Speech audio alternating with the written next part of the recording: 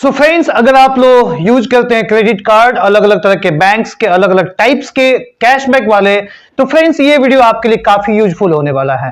Friends, मैं आज आपको बताने वाला हूं कि क्रेडिट कार्ड से कैसे स्मार्ट तरीके से आप अधिक से अधिक पैसे कमा सकते हैं। पैसे कमाने का सेंस मतलब है कि आप कैसे अपनी अर्निंग कर सकते हैं क्रेडिट कार्ड को यूज करते टाइम।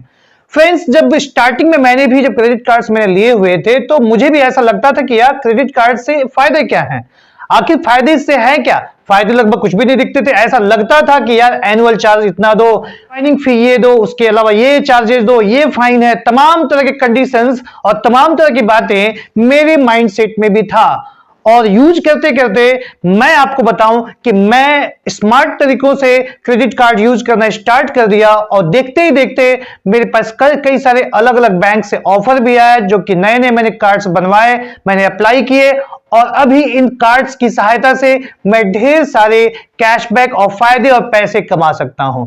तो मैं आपको बताता हूं वो कौन कौन से ऐसे तरीके हैं जिससे कि आप काफी स्मार्ट तरीके से आसानी से इन क्रेडिट कार्ड्स की सहायता से पैसे कमा सकते हैं। तो आइए फ्रेंड्स, वीडियो कर लेते हैं स्टार्ट करने के पहले आप सबसे एक छोटा सा रिक्वेस्ट है, अगर आप हमारे चैनल पर न्यू हैं तो प्लीज हमारे इस चैनल को सब्सक्राइब कर लें, साथ ही साथ ऑल नोटिफिकेशन वाला बेल ऑन करना ना भूलें, क्योंकि जब भी यहां से कोई वीडियो अपलोड की जाए तो वो डायरेक्टली आपको मिल सके। तो फ्रेंड्स, जैसा कि मैंने आपको बताया कि मैं आपको बताने वाला हूं कि ऐसे उपाय जिसकी सहायता से आप क्रेडिट कार्ड से ढेर सारा बचत कर सकते हैं। तो फ्रेंड्स, अगर मैं सबसे पहले बात करूं कैशबैक की, तो अलग अलग कार्ड्स पे कैशबैक हमेशा मिलते रहते हैं। अगर जो कार्ड्स मैं यूज करता हूं, अगर मैं आपको बताऊं तो दो ऐसे कार्ड्स हैं एक्सिस बैंक का जो मैं सबसे ज्यादा यूज करता हूं। पहला मेरा कार्ड जो है वो एक्सिस बैंक का फ्लिपकार्ट क्रेडिट कार्ड है। जब भी एक्सिस बैंक पे इस कार्ड से मैं कभी फ्लिपकार्ट पे कोई भी शॉपिंग करता हूं तो 5% का कैशबैक मिलता है। जब भी कोई सेल चलता है, जैसे कि आप बिग बिलियन डेज वगैरह सेल चलते हैं, तो वहां पे भी क्या होता है 10% का इंस्टेंट डिस्काउंट मिल जाता है और साथ ही साथ 5% का कैशबैक भी मुझे मिल जाता है, 15% का डिस्काउंट मुझे मिल जाता है वहां पे। तो अगर देखूं मैं तो साल के अगर मैंने कम से कम अगर सपोज 4 या 5 ट्रांजेक्शन मैंने कर दिए तो एनुअल चार्ज या ज्वाइनिंग चार्ज जो भी है उससे कहीं ज्यादा मैं कमा लेता हूं, उससे मुझे फायदे हो जाते हैं। साथ ही साथ अगर आप एक्सिस बैंक का एज क्रेडिट कार्ड अगर देखें, जिसको आप लोग गूगल कार्ड भी कहते हैं, उस कार्ड में भी अगर आप गूगल पे पे जाके उस कार्ड का यूज करते हैं, किसी भी तरह का ट्रांजेक्शन करते हैं, तो वहां पे आपको 5% कैशबैक मिलता है। तो देखा जाए तो फ्रेंड्स, कैशबैक की सहायता से आसानी से या इंस्टेंट डिस्काउंट जो कि अलग अलग टाइम पे आपको अलग अलग वेबसाइट्स पे आपको मर्चेंट्स पे आपको मिलता रहता है, उससे आप ढेर सारे कैशबैक पा सकते हैं। कई बार आप कभी भी मॉल वगैरह में शॉपिंग करने जाते हैं या कई बार टिकट वगैरह बुक करने को जाते हैं, मूवी टिकट, तो वहां पे भी आपको कैशबैक का ऑप्शन देखने को मिलता है, जिसपे कि 5%, 2%, 1% हमेशा अलग अलग तरह के आपके कैशबैक मिलते रहते हैं। तो कैशबैक एक ऐसा उपाय है किसी भी क्रेडिट कार्ड के लिए कि जिसमें कि आप अच्छे खासे अर्निंग कर लेते हो।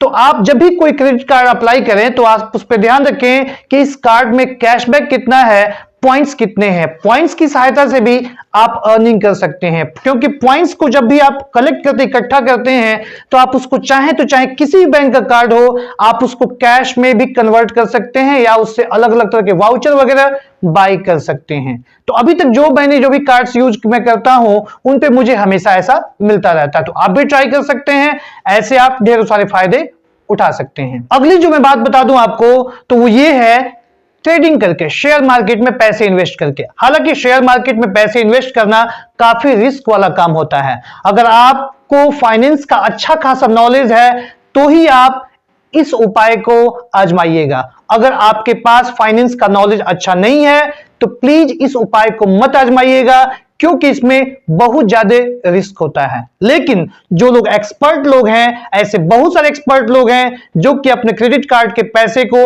आसानी से निकाल के उसका यूज वो लोग ट्रेडिंग में करते हैं। और ट्रेडिंग में तो जो लोग यूज करते होंगे अगर आप लोग, तो आप लोग को पता होगा कि कैसे शेयर के प्राइस ज्यादा कई बार होते हैं, कई बार हालांकि लॉस भी हो सकता है, बट चांसेस रहते हैं अगर एक्सपर्ट अगर आप हैं तो आज उससे ढेर सारे आप पैसे कमा सकते हैं आसानी से।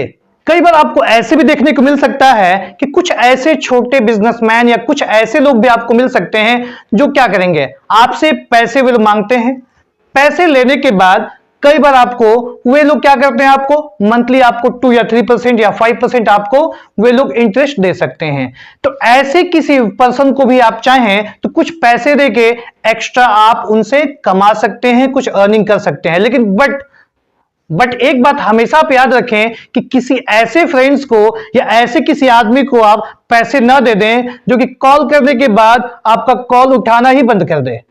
जैसे कि लगभग मुझे जहां तक पता है कि अक्सर लोगों के साथ ऐसा होता है। तो प्लीज शेयर मार्केट के बारे में आपकी क्या राय है या किसी को उधार देने के मामले में आपकी क्या राय है, प्लीज कमेंट में अवश्य बताइएगा, ताकि मैं भी जरा भाई लोगों के एक्सपीरियंसेस जान लूं। लेकिन जो एक्सपीरियंस मेरा रहा है अभी तक मैंने वो आपको शेयर किया। तो आप कई बार किसी को पैसे देके उससे भी चाहें तो कुछ एक्स्ट्रा इनकम कर सकते हैं, लेकिन कभी भी किसी भरोसेमंद आदमी को ही पैसे आप उधार में देना चाहिए। क्योंकि भाई पैसा तो ऐसा चीज है कि कई बार आप देखते हैं कि रिलेशन में भी दरार पड़ जाता है। कई बार आपके अपने खुद के लोग भी कई बार आपको धोखे दे सकते हैं पैसे के मामले में। अगर मैं आपको अगला उपाय बताऊं तो ऐसे मेरे कई सारे ऐसे फ्रेंड्स हैं जिन लोगों ने क्रेडिट कार्ड के पैसे से कुछ बिजनेस में उसको इन्वेस्ट करके रखा हुआ है और वो लोग उस बिजनेस के सहायता से पैसे कमाते हैं। जैसे होता क्या है कि सपोज उन्हें कोई भी माल परचेज करना है, उन्हें पैसे की आवश्यकता है। अगर वो लोग किसी साहूकार से पैसे लेते हैं तो हो सकता है कि भाई मंथ का 3% 4% ऐसे वो लोग लगा दे ब्याज। किसी बैंक से एनबीएफसी के चक्कर में पड़ गए तो भाई साहब वहां पे आपको साल के 36%, 35%, 30% तक आपसे इंटरेस्ट वसूला जा सकता है। तो अगर वहां पे देखा जाए, उसके हिसाब से देखा जाए तो क्रेडिट कार्ड पे भाई इंटरेस्ट रेट कम होता है, तो वहां से वे लोग पैसे निकाल के अपने बिजनेस में इन्वेस्ट करते हैं। उस बिजनेस से जैसे पैसे कमाते हैं उसको अपने कार्ड का बिल में पे कर देते हैं, या अगर ईएमआई पे उसको बांधा हुआ है तो उसको ईएमआई पे कर देते हैं और वहां पे आसानी से वे लोग पैसे कमा लेते हैं। किसी भी साहूकार से या किसी से पैसे मांगने की आवश्यकता नहीं होती है।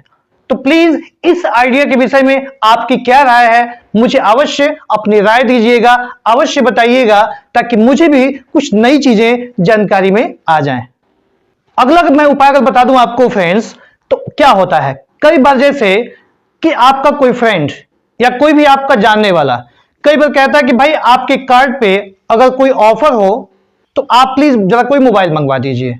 सपोज आपके कार्ड पे आपके 10% सपोज आपको डिस्काउंट होता है, 10% आपको फायदे मिल रहे हैं, 15% फायदे मिल रहे हैं, तो आप अपने फ्रेंड को ये कह सकते हैं कि भाई देखो कार्ड्स पे अभी जो है वो 20% या 15% का फायदा हो रहा है, तो ऐसा करो कि 5% तुम ले लेना, 5% मैं ले लूंगा, क्योंकि भाई मेरे कार्ड है, ज्वाइनिंग फी, एनुअल चार्ज सब कुछ मैं पे करता हूं। तो इजीली आपका वो फ्रेंड मान सकता है। और जैसे ही आपके पास वो कैश आ जाता है तो आप चाहें तो उस कैश को अपने पास रख लें, उसको किसी और दूसरे काम में, किसी अन्य तरह के ट्रांजैक्शन में या किसी बिजनेस में, किसी काम में उस पैसे को आप यूज कर सकते हैं।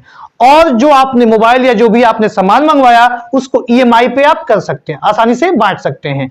अगर आप ईएमआई पे उसको बांट देते हैं तो क्या होगा, बैंक आपसे बहुत हो सकता है तो 13%, 14%, 16%, 20% तक हो सकता है आपसे ईयरली आपसे चार्ज ले सकता है, उससे ज्यादा नहीं ले सकता है। तो अगर आप चाहें, आपके पास तरीका है, तो आप उस पैसे को इन्वेस्ट करके और साल में 20 के बजाय या 15 के बजाय में उसके 2 गुना तक भी पैसे कमा सकते हैं। बस पैसा कमाने का आपके पास हुनर और आइडिया होना चाहिए, आपके पास जानकारी होना चाहिए कि पैसे को सही जगह पे कहां इन्वेस्ट करें। अगर क्रेडिट कार्ड का मैं आपको अगला फायदा बताऊं तो वो होता है आपका सिबिल स्कोर जनरेट होने में। आपको क्या लगता है कि आप डायरेक्टली किसी भी बैंक के पास जाने के बाद आप कहें कि प्लीज मुझे लोन दे दीजिए, तो क्या कोई बैंक आपको ऐसे दे सकता है? बिल्कुल नहीं देने वाला है। आपका सिबिल हमेशा चेक किया जाता है। अगर आपका सिबिल स्कोर अच्छा है तो ही कोई भी बैंक रिस्क लेता है आपको लोन देने के लिए। अगर आप रेगुलर क्रेडिट कार्ड यूज करते हैं, आपका ट्रांजैक्शन अच्छा होता है, तो क्या होता है 3 महीने के बाद आपका सिबिल को रिपोर्ट वो बैंक भेज देता है। उसके बाद आपका क्रेडिट स्कोर अप या डाउन होता रहता है। अगर आपका पेमेंट्स वगैरह सब कुछ टाइमली है, सब कुछ सही है, तो कंडीशन में अगर आपका ट्रांजैक्शन बिल्कुल अच्छा है, ठीक ठाक से है, तो आपका सिविल स्कोर वहां पे अच्छा होता जाता है और उस सिविल स्कोर के अच्छे सिविल स्कोर के दम पे आप आने वाले टाइम में कई अलग अलग बैंक से भी आप कार्ड्स अप्लाई करके ले सकते हैं, या कहीं से भी अगर लोन वगैरह भी अप्लाई करते हैं तो लोन वगैरह भी पास होने के, डिस्पर्स होने के चांसेस ज्यादा रहते हैं। तो फ्रेंड्स, उम्मीद करते हैं कि आपको वीडियो पसंद आया होगा। प्लीज अगर इससे पसंद आया हो तो जो भी आपकी राय हो इस कंटेंट्स के विषय में तो प्लीज मुझे अवश्य बताएं। उम्मीद करते हैं आपको ये वीडियो पसंद आया होगा। So please keep watching, keep supporting. जय हिंद, जय भारत।